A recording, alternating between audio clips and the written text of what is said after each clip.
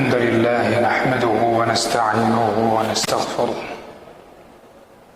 ونعوذ بالله من شرور أنفسنا وسيئات أعمالنا من يهده الله فلا مضل له ومن يضلل فلا هادي له وأشهد أن لا إله إلا الله وحده لا شريك له وأشهد أن محمدا عبده ورسوله اللهم صل وسلم وبارك على نبينا محمد وعلى آله وصحبه ومن سار على نهجه إلى يوم الدين أما بعد اللهم لا علم لنا إلا ما علمتنا إنك أنت العليم الحكيم ربنا ظلمنا أنفسنا وإن لم تغفر لنا وترحمنا لنكونن من الخاسرين اللهم يا معلم آدم علمنا ويا مفهم سليمان فهمنا. Hadirin jemaah Masjid Baitur Rahman yang saya muliakan, bersyukur kepada Allah Subhanahu wa taala sampai dengan saat ini Allah masih memberikan kita kekuatan iman, kesehatan badan dan waktu luang, yang mana nikmat-nikmat ini banyak orang yang tertipu, banyak orang-orang yang tenggelam dia, sehingga dia tidak bisa bersyukur kepada Allah Subhanahu wa taala dengan mengisi waktu-waktunya dengan perkara yang berfaedah, atau dia melaksanakan, meningkatkan ketakwaannya kepada Allah Subhanahu wa taala. Lanjutan pembahasan kita pada malam berbahagia ini masih bab al-muraqabah, yaitu kita beranjak ke hadis Abi Dzar, Abi Dzar radhiyallahu anhu dan Muadz bin Jabal radhiyallahu anhu. Hadis pada malam ini sudah sering kita dengar, namun mesti diulang. Al-Quranul Karim kalau kita baca dari awal sampai akhirnya, begitu juga hadis-hadis Nabi sallallahu alaihi wasallam, kita dapatkan banyak hal yang diulang-ulang mengingatkan kita. Misalnya tidak jauh ya ayyuhalladzina amanu saja, itu terdapat sejumlah ayat dalam Al-Quran. Hikmahnya diulang-ulang ini adalah dia kebaikan ini memang mesti diulang-ulang. Sebagaimana orang membutuhkan air agar dia hidup, mempertahankan hidup sehat fisiknya, dan dia minum berulang-ulang. Sehingga bahkan para ahli kesehatan mengatakan minum air putih minimal 1 hari sekian gelas dan sebagainya. Begitu juga dengan kebenaran, itu mesti diulang-ulang agar orang-orang pun hidup dalam kebenaran dan sehat. Ketika dia tergelincir, dia teringat kembali akan kebenaran yang selama ini ditinggalkan.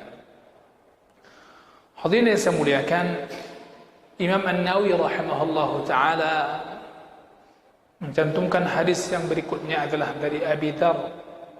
Qala al-muallif rahimahullahu taala wa an Abi Dzar وعن أبي ذر جندب بن جنادة رضي الله عنه وأبي عبد الرحمن معاذ بن جبل رضي الله عنهما عن رسول الله صلى الله عليه وسلم قال اتق الله حيثما كنت وأتبع السيئة الحسنة تمحها وخالق الناس بخلق حسن. Hadis dari Abu Dzar Jundub bin Junadah radhiyallahu anhu dan Abu Abdurrahman Muadz bin Jabal radhiyallahu anhu dari Rasulullah sallallahu alaihi wasallam, beliau bersabda, ittaqillah, bertakwalah kepada Allah Subhanahu wa taala, haitsuma kunta, di mana saja engkau berada, wa atbi'is sayyi'atal hasanah, dan ikutilah perbuatan buruk dengan perbuatan baik, tamhuha, niscaya perbuatan baik itu akan menghapus perbuatan buruk. wa khaliqin nas bi khuluqin hasan, dan berakhlaklah kepada manusia dengan akhlak yang baik. Hadis rawahu Tirmidzi wa qala haditsun hasanun sahih. Hadis ini diriwayatkan oleh Imam At-Tirmidzi dan beliau mengatakan hadis ini derajatnya hasan sahih. Hadirin yang saya muliakan, hadis ini juga diriwayatkan oleh Imam Ahmad rahimahullahu taala, artinya terdapat dalam kitab Musnad beliau. Begitu juga hadis ini terdapat dalam kitab Imam Al-Baihaqi rahimahullahu taala, dalam kitabnya Syu'abul Iman. Demikian juga diriwayatkan oleh At-Tabrani dan lain sebagainya. Hadis ini membuat banyak pelajaran, memuat banyak sekali pelajaran yang mesti kita merenungkan, yang mana pelajaran yang terdapat di dalamnya adalah pelajaran yang bisa membentuk kesolehan pribadi kita, bisa membentuk kesolehan masyarakat kita, menjadikan orang-orang yang saleh. Itu di antaranya terdapat dalam hadis ini. Yang pertama adalah perintah Allah Subhanahu wa taala dalam banyak ayat, yaitu perintah bertakwa. Maka di hadis ini juga Nabi SAW memerintahkan kita umatnya untuk senantiasa bertakwa kepada Allah Subhanahu wa taala. Yang Rasul katakan, haitsu ma kunta, dimanapun kamu berada dan kapanpun, ittaqillaha haitsu ma kunta, bertakwa kepada Allah dimanapun dan kapanpun. Perintah untuk bertakwa ini banyak sekali terdapat dalam Al-Quran dan Sunnah Rasul sallallahu alaihi wasallam. Perintah untuk bertakwa banyak sekali terdapat dalam Al-Quran dan Sunnah Rasulullah sallallahu alaihi wasallam. Baik perintah bertakwa itu secara umum maupun sifatnya perintah bertakwa dikaitkan dengan suatu hal secara khusus. Baik itu dalam bentuk ittaqu, bertakwalah kalian kepada Allah, atau dalam bentuk ittaqillah, bertakwalah kamu kepada Allah. Maka perintah takwa inilah perintah yang serius, perintah yang memberikan keselamatan kepada semua manusia. Yang kedua, dalam hadis ini terdapat satu kelebihan. Orang melakukan kebaikan, kemudian orang melakukan keburukan, dia melakukan setelahnya kebaikan. Artinya apa? Melakukan kebaikan dan keburukan adalah dua hal yang memang itu menjadi sifat alamiah pada manusia. Melakukan kebaikan, melakukan keburukan. Kita hari ini dari pagi sampai saat ini pasti ada kebaikan yang kita lakukan. Samping itu juga pasti ada keburukan-keburukan yang kita lakukan. Maka kita pahami tidak ada manusia yang selalu buruk,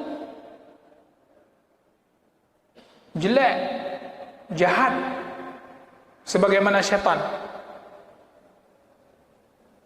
Begitu pula tidak ada manusia yang selalu rajin beribadah seperti malaikat, enggak futur-futur, enggak lemah-lemah. Ya. Tidak ada manusia yang selalu baik, benar dia. Justru karena ada baik dan buruknya inilah terletak manusiawinya manusia. Terletak manusiawinya manusia. Ada baiknya dan ada buruknya. Maka oleh karena itu sangat berlebihan sekali dan sangat naif sekali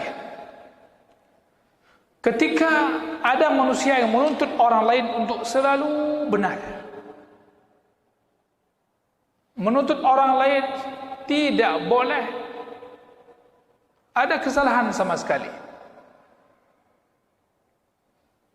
Ini sesuatu yang sangat aneh. Bagaimana kita menuntut orang lain tidak boleh ada salahnya, selalu benar, sedangkan kita pun sendiri tidak mampu melakukan demikian. Maka ini sesuatu yang naif sekali. Maka tidak ada manusia yang mampu mengimplementasinya demikian, benar terus, tidak ada. Maka tidak boleh kita membebani orang lain tanpa ada menerima catatan sedikit di antara kesalahan-kesalahannya. Maka Rasulullah sallallahu alaihi wasallam beliau mengatakan, "Kullu bani Adam khata'un." Setiap anak Adam itu ada salahnya, ada dosanya. Namun sebaik-baik orang yang berdosa, sebaik-baik orang yang salah adalah orang yang sentiasa bertaubat. Salah taubat, salah taubat, salah taubat. Sampai kapan? Sampai mati pun demikian. Artinya tidak bosan bertaubat. Manusia yang paling baik di sisi Allah Subhanahu wa taala adalah manusia yang tidak pernah bosan-bosan bertaubat kepada Allah. Dan bahkan Allah Subhanahu wa taala sangat cinta, sangat sayang kepada hamba yang sentiasa bertaubat kepadanya. Maka dikatakan wa khairul khatta'in at-tawwabun. Sebaik-baik orang yang berbuat salah adalah yang bertaubat, yang senantiasa bertaubat. Hadirin yang saya muliakan, maka Rasulullah sallallahu alaihi wasallam teladan kita. Beliau senantiasa memberikan contoh kepada umatnya, yang mana beliau senantiasa beristighfar, mohon ampun kepada Allah Subhanahu wa taala, bertobat kepada Allah dengan kalimat istighfarnya 100 kali, ya. Dan sebuah riwayat 70 kali dalam sehari, 70 sampai 100 kali dalam sehari. Hari ini kita yang hidup dari bangun tidur tadi sampai sekarang, berapa kali pernah istighfar? Maka kalau belum istighfar, istighfarlah. Karena istighfar itu tidak membutuhkan satu waktu khusus. Sambil duduk pun beristighfar. Bahkan para sahabat Rasulullah sallallahu alaihi wasallam melihat dalam satu majlis Rasulullah itu beristighfar tak kurang daripada 70 kali. Istighfar, astaghfirullah wa atubu ilaih. Astaghfirullah. Bahkan di akhir-akhir umur Rasulullah sallallahu alaihi wasallam, beliau senantiasa juga memperbanyak istighfarnya. Hadirin yang saya muliakan, maka dikatakan wallahi, hadis dari Abu Hurairah radhiyallahu anhu, wallahi inni la astaghfirullah wa atubu ilaihi fil yaumi akthara min 70 marrah. Demi Allah, sungguh aku beristighfar kepada Allah dan bertaubat kepadanya dalam sehari lebih daripada 70 kali. Lebih daripada 70 kali. Ya, kalimatnya apa? La astaghfirullah wa atubu ilaih. Artinya dipahami kalimat istighfarnya, astaghfirullah wa atubu ilaih. Aku mohon ampun kepada Allah dan aku pun bertaubat kepadanya. Hadirin yang saya muliakan, ini hadis dari Abu Hurairah radhiyallahu anhu yang diriwayatkan oleh Imam Al-Bukhari rahimahullahu taala. Dalam riwayat yang lain dari Ibnu Umar radhiyallahu anhu, dari Ibnu Umar radhiyallahu anhu, begitu juga dari Abu Hurairah radhiyallahu anhu, bahwasanya beliau beristighfar dan bertaubat kepada Allah sebanyak 100 kali dalam sehari. Hadirin saya muliakan, ini bukan pembatasan. Bukan pembatasan. Silakan beristighfar sebanyak-banyaknya. Al-Quranul Karim menunjukkan sejumlah fadilah keutamaan istighfar. Ya, selain dimudahkan rezeki, bagi yang tidak punya anak, belum memiliki anak, keturunan, Allah akan berikan dia keturunan. Allah Subhanahu wa ta'ala juga akan menambah kekuatan pada fisik seseorang yang banyak beristighfar. Memang kelihatannya dia orangnya kerempeng, mungkin orangnya kelihatannya kurang gizi, tapi Allah berikan dia kekuatan dengan istighfar yang senantiasa dia jaga. Allah berikan kekuatan. Hadirin yang saya muliakan, maka perintah untuk mengiringi perbuatan jelek yang mengandung dosa dengan perbuatan baik yang mengandung pahala.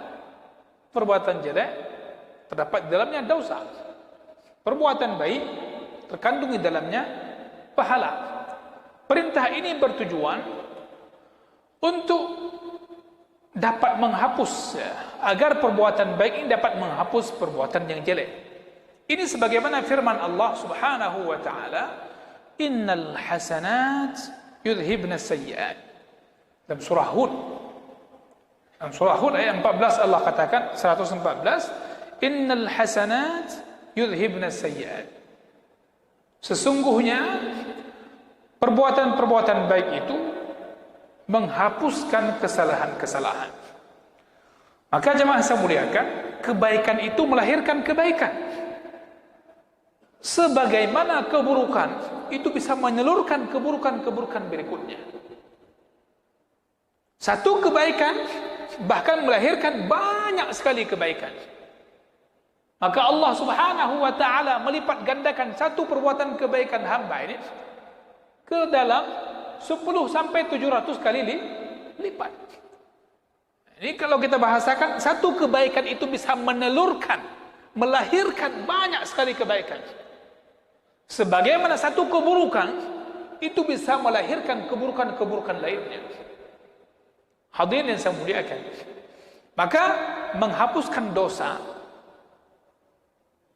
menghapuskan jejak ataupun menghapuskan dosa dari kesalahan kejelekan tadi, itu merupakan disebabkan ada kebaikan-kebaikan yang kita lakukan, yang mana kebaikan dahulu dapat menghapus bekas-bekasnya, yang mana keburukan dahulu itu dapat menghapus bekas-bekasnya disebabkan kebaikan yang kita lakukan.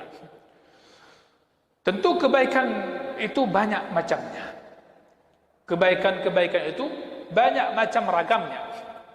Ada salat 5 waktu.